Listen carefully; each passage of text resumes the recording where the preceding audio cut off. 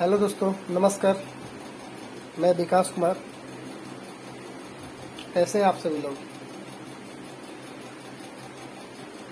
उम्मीद है कि आप सभी लोग बहुत ही अच्छे होंगे और खूब अच्छे मन से पढ़ाई कर रहे होंगे।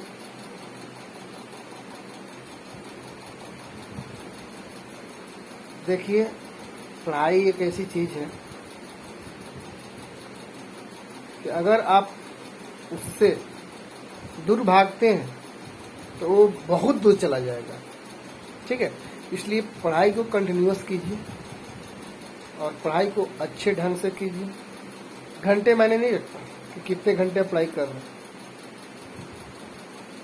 मैंने रखता है कि आप उस जो घंटे दे रहे हैं उस घंटे को कितने आप अच्छे ढंग से किए, वो सबसे बड़ी बात है। ठीक है, वो मायने रखता है। तो हम आप सभी को ये बताना चाह रहा हूँ कि कुछ इम्पोर्टेंट भूगोल से संबंधित कुछ खास है और उसको मैं इस वीडियो के माध्यम से अपलोड करूँगा। आप सभी लोग उससे देखिए अच्छे से और उससे समझिए। ठीक है,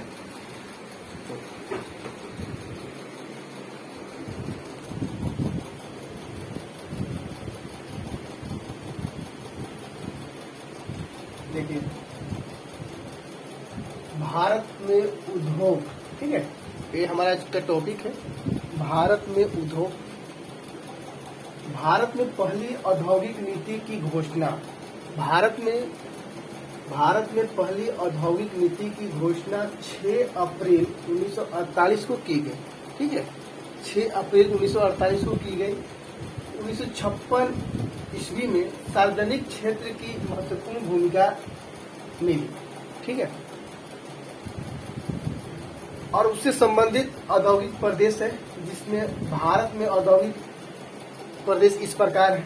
पहला है मुंबई पुणे औद्योगिक प्रदेश, कोलकाता में है हुगली प्रदेश, अहमदाबाद में है बड़ोदरा प्रदेश, मदुरई में है कोयम्बटूर बंगलौर, और 5वां नंबर में छोटा नागपुर औषधि प्रदेश, और छठा है विशाखापट्टनम औद्योगिक प्रदेश, 7वां है मथुरा नागपुर औद्योगिक प्रदेश, और 8वां है तिरुवनंतपुरम औद्योगिक प्रदेश।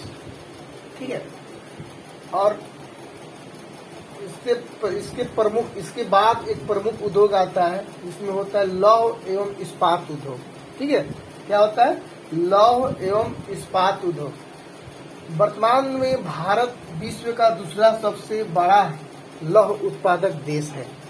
कौन सा है? दूसरा सबसे बड़ा लौह उत्पादक देश भारत है। ठीक है, तो उसको क्रम अनुसार में सजा दिए हैं हम, मतलब विश्व में 4 सबसे बड़ी लौह उत्पादक करने वाले देश का नाम है। पहला है चाइना, दूसरा है भारत, तीसरा है जापान और चौथा है अमेरिका। ठीक है, आगे देखते हैं। ठीक है, भारत का पहला इस्पात कारखाना 1874 ईस्वी में पश्चिम बंगाल के कुल्टी में स्थापित किया गया। भारत का पहला इस्पात कारखाना 1874 ईस्वी में पश्चिम बंगाल के कुल्टी में स्थापित किया गया। ठीक है, और एक है टिस्को के नाम सुने होंगे आप लोग, टिस्को। ठीक है, तो इसको 1907 ईस्वी में भारत का सबसे बड़ा पैमाने पर स्थापित लौह इस्पात है। यह जो है टिस्को, जिसे 1907 ईस्वी में भारत का सबसे बड़ा पैमाने पर स्थापित लौह इस्पात है। ठीक है, एक आता है कि टिस्को को 1918 ईस्वी में निजी क्षेत्र की कंपनी है। तो टिस्को है ये भारत को, टिस्को नहीं है ये, इसको है, इसको को 1918 ईस्वी में निजी क्षेत्र की ये कंपनी है जो बर्नपुर में स्थापित किया गया है, बर्नपुर। ठीक है, एक आता है विश्वेश्वरैया भद्रावती यानी कर्नाटक अभयारण्य एंड स्टील, जो सार्वजनिक क्षेत्र की पहली इकाई के रूप में 1923 ईस्वी में स्थापित किया गया। कौन किया गया? विश्वेश्वरैया। ठीक है। अब देखिए कुछ इस्पात कंपनियां हैं जो दूसरी पंचवर्षीय योजना के तहत इसको किया गया इस्पात इकाई है, और सहयोगी देश यानी उसको कौन देश की सहायता से बनाया गया और किस वर्ष में बनाया गया। ठीक है। पहला है भिलाई। भिलाई बोले तो सोवियत संघ यानी सोवियत संघ। ठीक है। 1956 ईस्वी में किया गया।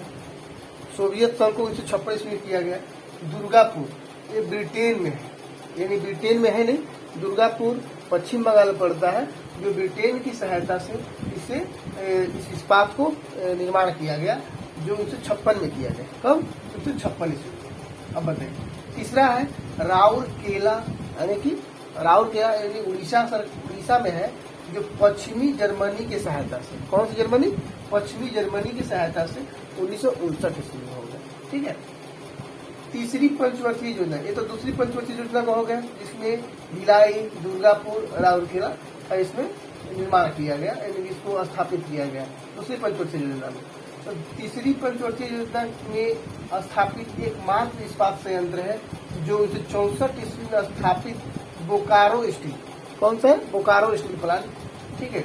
जो सोवियत संघ के द्वारा इसे निर्माण किया गया, उसके सहयोग से उसको स्थापित किया गया।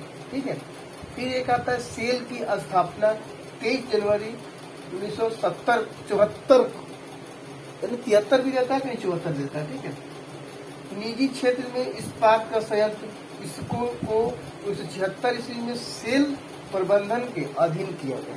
इसको अब इसको बनाया गया, इसको 1918 ईस्वी में निजी क्षेत्र की एक कंपनी है जो बर्नपुर में स्थापित किया गया इसको, और इसी कंपनी को इसको भी 1976 ईस्वी में निजी क्षेत्र के इस्पात संयंत्र इसको को 1976 ईस्वी सेल प्रबंधन के अधीन कर दिया गया।